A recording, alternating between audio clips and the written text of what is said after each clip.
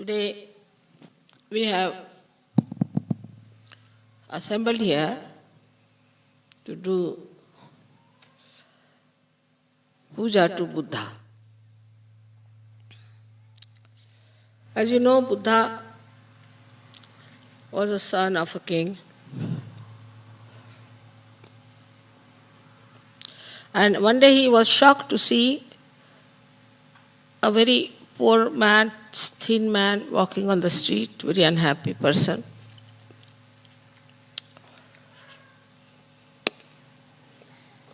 And he felt very sad about it.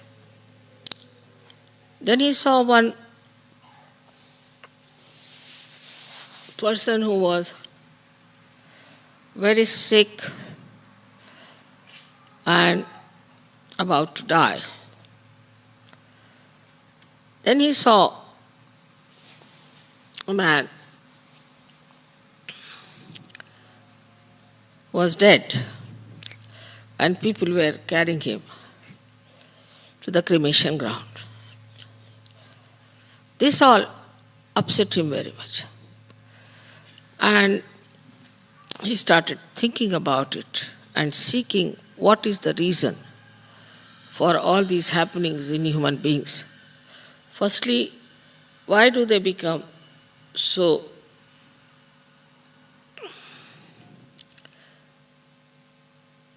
miserable or sick,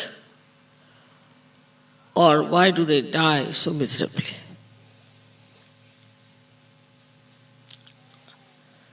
The reason he found out in his search, he went round the whole world, I should say, in the sense he read Upanishads, went to many gurus, went to many places of spiritual education, Banaras, everywhere he went.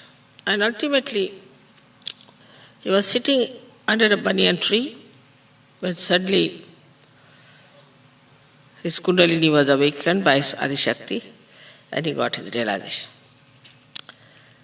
Then he realized that the reason for all this is the desire.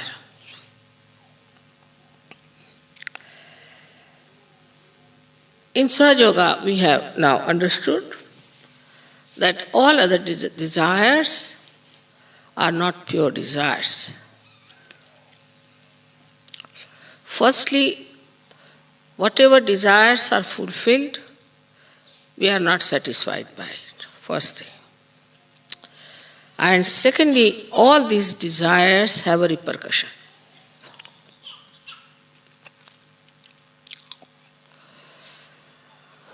So what is the pure desire?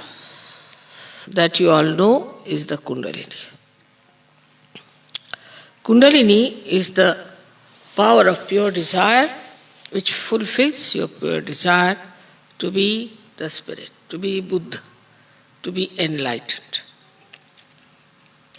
Buddha means a person who is enlightened. So Gautama became Buddha,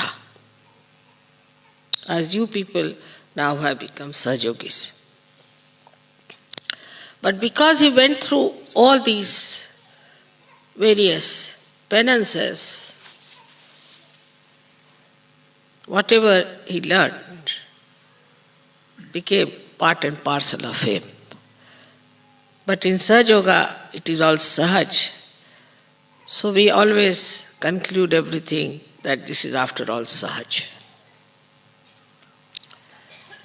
And when we try to work out anything, we always say, oh, it will work out spontaneously, it's all right, Mother will do for us.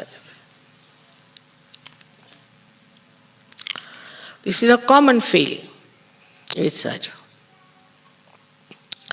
So whether to put you all through that long process or to give you realization was a question before me.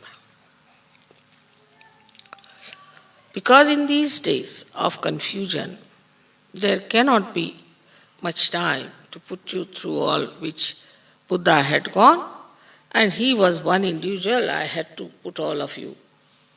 That would have been very difficult. I don't know how many would have sustained it. Most of them would have dropped out halfway, or maybe quarter of the way.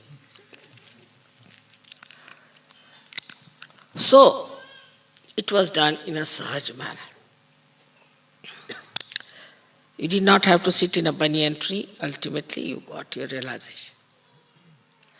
Your Kundalini was awakened. And you got your enlightenment. But that enlightenment which settled in Buddha is not settled in us because our chakras were not cleansed as he had cleansed his chakras. We had the same body, the same mind, and the same attitude when we got realization. As we were looking at the house of God, still we are looking at the house of God, but you have entered inside the house and you have to look out from the windows. This you forget. And though we are sitting now on a hilltop, out of all the congestion and all the traffic, still you see a car, you get frightened. You don't know you are sitting on top of a hill where your mother has put you nicely. And that is how you try to behave. When I get reports about Sahajogis, I'm quite amazed that they do not know that they are realized souls now. That's why Buddha talked of desirelessness. It's not possible before realization. Even after realization, I find it's difficult. Some sort of a subtle desire exists, and where you have to work it out, we do not work it out saying that our ego will be catchy. So wherever it suits us, we work that way. Wherever it suits, we work this way.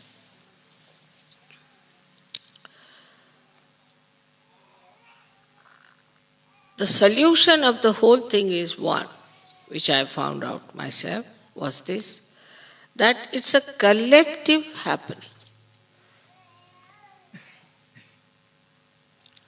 A person who is an individual can never get over his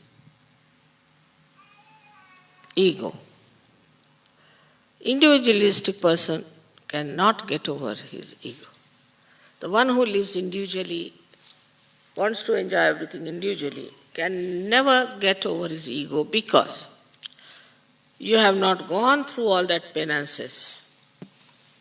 Or else, if you are an individual, then you better go through all these penances and then come back. So the solution is to wash all our chakras, cleanse our life in the collective. And this is what was the solution of the problem of ego. Formerly, everything worked out individually. Like they had to go to Himalayas, take some guru, then the guru would throw him out, then he'll go to another guru, then work there, then he'll throw it out. Then next life he'll be born again he'll be thrown out. Ultimately, if one guru accepts, all right, well, he's beaten up, he's tortured, he's cheated everywhere, hanged upside down. And then, ultimately, if any guru gets nearer to any one individual, he would give him realization. This was the situation. But in Sahaja Yoga, the door is open, anybody can come in. Anybody. Get your realization. Because I have faith in collectivity. This collective life will definitely give you what Buddha got through his individual efforts. But there also we fail, that we do not know how to be collective. individualism is all the time around us. In every way, we think of individuals. Wherever collectivity has worked, Sahaja Yoga has prospered. And wherever it has not worked, there has been a problem. So it is very important that we should look at ourselves and see for ourselves and see how much collective we are. Do you enjoy collectivity or not? Are you aiming at collectivity or not?